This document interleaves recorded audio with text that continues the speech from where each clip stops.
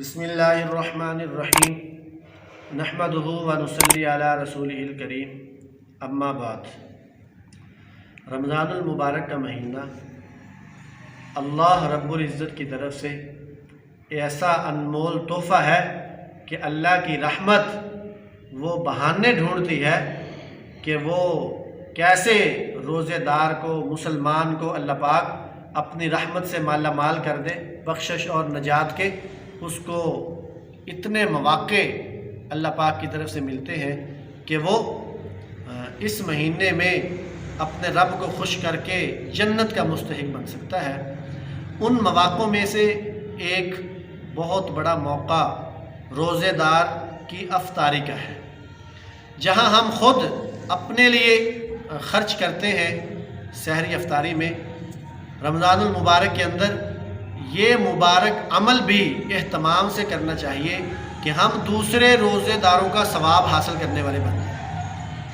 یہ ایک معمولی سے خرچ سے اور ایک تھوڑے سے اہتمام کرنے سے انسان روزے کے ثواب کا مستحق بن جاتا ہے۔ بغیر روزہ رکھے آپ یہ سمجھیں کہ وہ روزے کا ثواب پا رہا ہے۔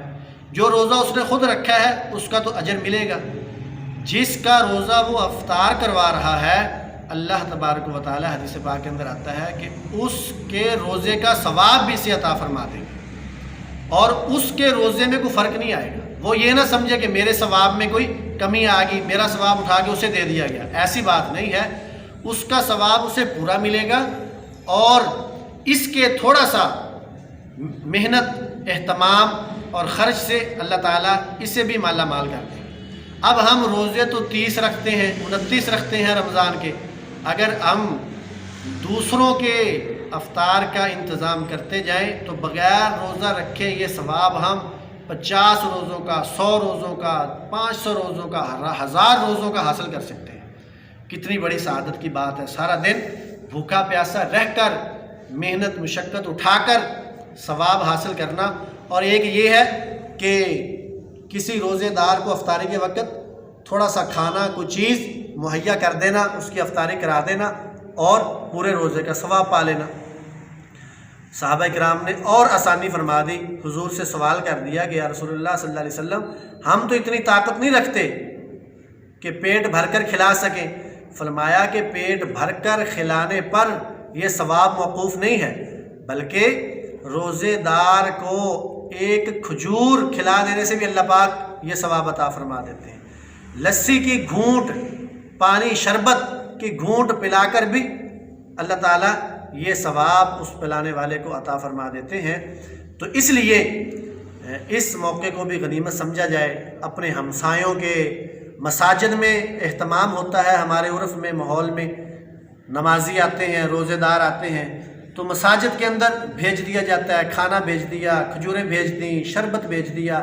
تو اپنی اپنی ہمت اور استعداد کے مطابق جہاں موقع ملے، تو جتنے روزے داروں کے روزے کا ثواب لینے کا موقع ملے تو بغیر روزہ رکھے یہ مفت کا ثواب ہے، اور یہ بروز قیامت انشاءاللہ العزیز یہ کام آنے والی چیز ہے۔ تو اس کا ہم اہتمام کریں۔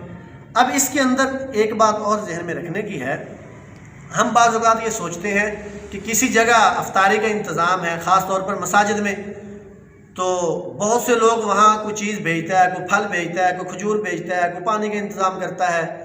تو بعض اوقات کسی کے دل میں یہ بات آ سکتی ہے بھی روزے دار جس کی چیز کو منہ میں لیتا ہے، جس کی چیز کو کھاتا ہے، جس سے روزہ کھولتا ہے، وہ ثواب اسے ملتا ہے۔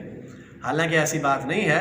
علماء کرام فرماتے ہیں کہ اللہ پاک کی رحمت بہت بڑی ہے۔ روزے دار پیٹ بھرنے تک جس کے مال میں سے بھی جو کھائے گا اسے اس روزے دار کا اللہ پاک پورا ثواب عطا فرماتے ہیں۔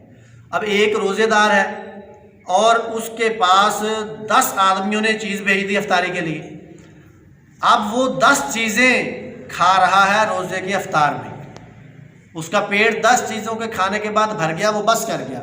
اللہ تعالیٰ ان 10 لوگوں کو اپنی رحمت سے اس کے پورے روزے کا ثواب عطا فرمائے۔ اب اگر کسی کو یہ موقع بھی نہیں ملتا کہ وہ کسی ایسی جگہ انتظام کرے، اہتمام کرے، تو ایک بہت ہی آسان صورت ہے جب انسان اپنے گھر میں بیٹھا ہے، اپنے بیوی بچوں میں بیٹھا ہے، اپنے والدین میں بیٹھا ہے، اپنے بھائیوں میں بیٹھا ہے، تو اس وقت بھی یہ اپنے روزے کے علاوہ دوسرے کے روزوں کا ثواب کما سکتا ہے۔ مثال کے طور پر ایک دسترخوان پہ فیملی بیٹھی ہے، تو افطاری کے وقت ہر ایک کے ہاتھ میں ایک ایک کھجور ہے، تو ہر ایک اپنی کھجور دوسرے کو دے دے اور دوسرا اپنی کھجور اس کو دے دے کہ یہ جی میری طرف سے روزہ افطار کر لیں، وہ دوسرے کو کہے کہ جی میری طرف سے روزہ افطار کر لیں۔ شوہر خامند بیوی سے کہے اور اس کی بیوی اہلیہ وہ شوہر کو اپنی چیز دے دے، وہ پانی کے شربت کا گلاس اسے دے دے، وہ پانی کے شربت کا گلاس اسے دے دے۔ اب اس کے روزہ کھلوانے کا ثواب اسے مل جائے گا، اس کے روزہ کھلوانے کا ثواب اسے مل جائے گا۔